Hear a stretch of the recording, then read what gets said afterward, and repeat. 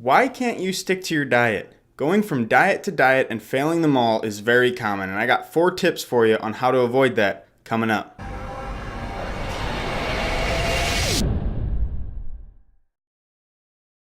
What is up, 4Faith Nation? Aaron from 4Faith Fitness here. In this video, I'm going to teach you 4 ways to stay committed to your diet and how to actually stay on track with the diet that you're using to lose weight. Before we dive in the video, please give this video a thumbs up and consider subscribing to the channel if you're new here, because I talk about weight loss and fat loss, and that is absolutely it. My only goal is to help you reach yours for the first time ever and maybe get you out of that cycle that you've been stuck in when trying to lose weight. So let's jump right into the tips. Tip number 1, make sure the diet is sustainable in the first place. The very reason that we fall off diets is because we desire these delicious foods, which is just human nature, and studies show that we can only resist for so long. We only have so much willpower. We give in, and then that guilt cycle starts where we continue to eat bad foods because we feel guilty, and then we continue to eat more bad foods, and there starts the cycle. So one way to make sure it's sustainable is to make sure that it isn't too restrictive in any one area, such as carbs or high-fat foods or delicious foods such as burgers, pizzas, ice cream, donuts, sweets, whatever it is. There is room for that stuff in every diet, or there at least should be. And one great way of making sure that your diet is sustainable is to make sure that there's room in your diet for some cheat meals.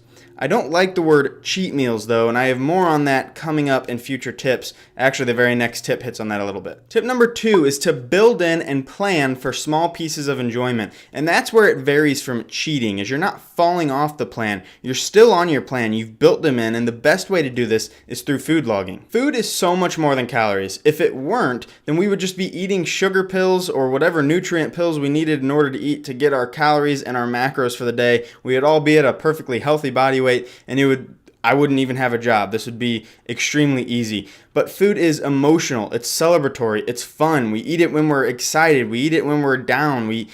It has a strong connection with our brain and our mood and how we feel. And so food, you should embrace that. Food is so much more than just calories, and you shouldn't feel bad whenever you want to eat a good piece of food at something celebratory, such as a birthday or something. If you're food logging, you can plan in these treats or these cheat meals. Again, I don't really like cheat because that involves falling off of your plan. But you can plan them in, and that way you never really feel the guilt because it was always a part of your plan.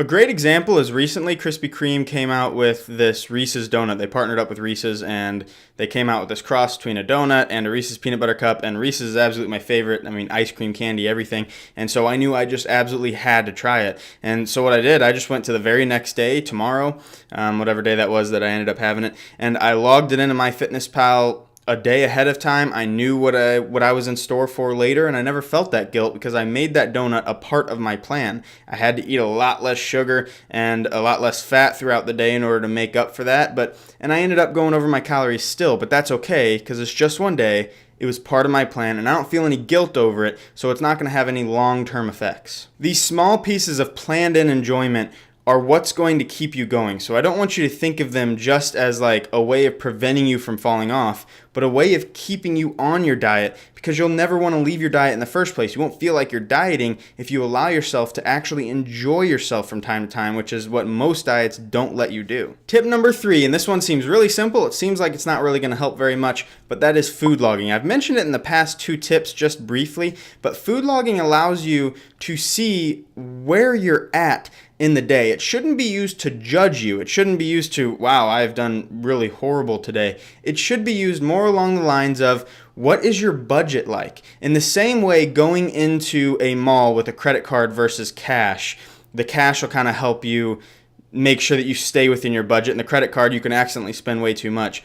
In that same way, you have to be knowledgeable of what your budget is in terms of calories. And if you know that you only have 600 calories left, you might decide that Reese's donut, which was, I think, like 450 calories, it was ridiculously high in calories, might not be worth it that day. You might have to wait, or you might just be like, you know what, it's not so worth it. Or you might find it's the end of the day, I have 600 calories left, and those 450 calories is going to go a long way to helping me actually reach my calories for the day. But you won't know what situation you fall in without food logging, so it is very, very important to start food logging. I know it can be annoying at first, but failing shouldn't mean quitting. So whenever you attempt food logging and you fail, or you mess up, or you forget dinner, or whatever it is, get right back on the horse, try it again, and eventually you will be good enough at food logging to where you're it's not even going to feel like a chore anymore. The main reason for food logging is that a lot of times we feel guilt over things that we shouldn't necessarily feel guilt over, and that's just because we don't know what we actually bought with our money or our calories.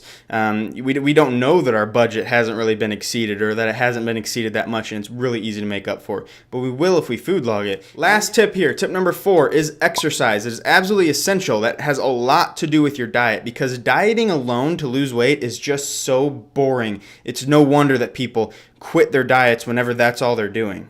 Exercise gives us fun and enjoyment and something to shoot for. You can actually see the results of your healthy diet and all your hard work and a lot of sacrifice, because it is a little bit of sacrifice. And so eventually it does become fun, but especially at first, it's nice to see some payoff from that. And whenever all you're doing is dieting, you're just waiting for the fat to fall off, and that takes a little while to happen. But whenever you're exercising, you can start seeing increases in strength because of your diet and, of course, your workout. You can start seeing your clothes fit a little bit differently, some more tone, some more firmness in the way your body looks. And so you can get these things that are really going to help boost motivation and help you stay on your diet. When going hand in hand, when a person exercises, typically they don't have any trouble that day sticking to their diet or sticking relatively close to it. It's when they don't exercise, and that mood that exercise has a huge effect on. Research shows how much exercise can affect your mood. When the mood is down because a person hasn't exercised yet, or they're feeling guilty because of exercise, a lot of times that translates